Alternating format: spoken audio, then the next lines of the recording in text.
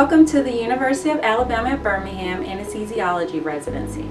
I'm Tequila Carter and I am the director of this incredible program.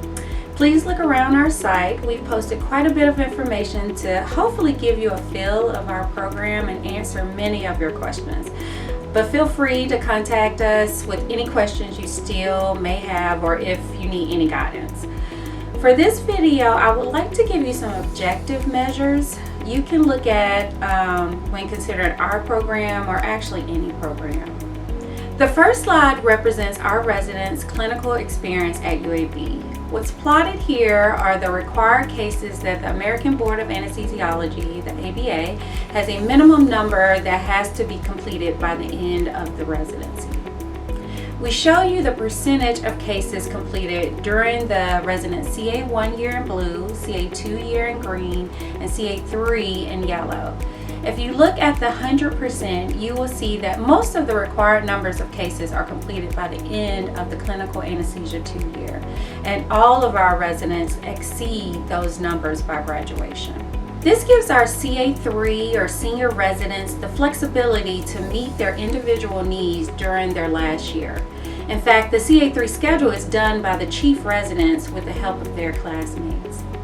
Our residents get progressive responsibility as they move through their training. This progressive responsibility, along with a high volume of diverse clinical experience, allows our residents to feel confident in their clinical skills before graduation.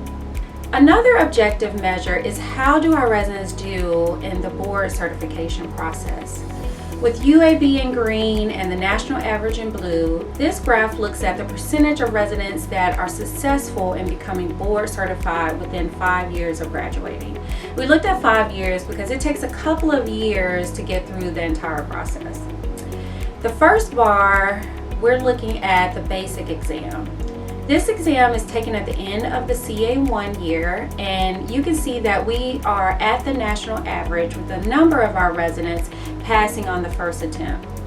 The second bars look at the advanced exam that is taken right after graduation from residency, and this is when our residents start surpassing the national average on pass rate on the first attempt. The third bars are the applied exam that is taken a year after graduation. The fourth bars look at the completion of all the requirements to be a board certified anesthesiologist. At UAB, we have the Academic Incentive Support Program, and this is available to everyone, but required for residents who demonstrate that they are not quite on the right path and being successful with these standardized exams. This program includes faculty members, medical education specialists, and our professional development office to give each resident customized help. Here is a slide looking at our residents' performance on the in-training exam.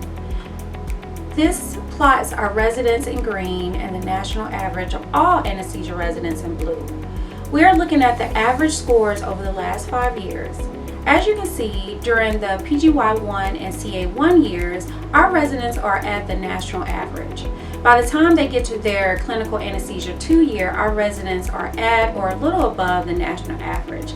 And this is consistent throughout their senior year. Another measure of outcomes is how successful are our residents at getting into the fellowship of their choice. Again, we are looking at the last 5 years, with green being the percentage of UAB residents interested in fellowships. And like most other programs, we are a little over 60%. The blue is the percentage of residents that are successful in getting into the fellowship of their choice, which is either 95 or 100%. This basically means that depending on the year, all of our residents who apply for fellowship get in, or all but one resident who applies gets in. Last is a map of where our residents go after graduation to do a fellowship and or practice, looking at the last 5 years. As you can see, our graduates have opportunities across the country of where to do a fellowship or practice, with alumni being spread throughout. I hope this video is helpful to you as you pursue our program, and I look forward to meeting you soon.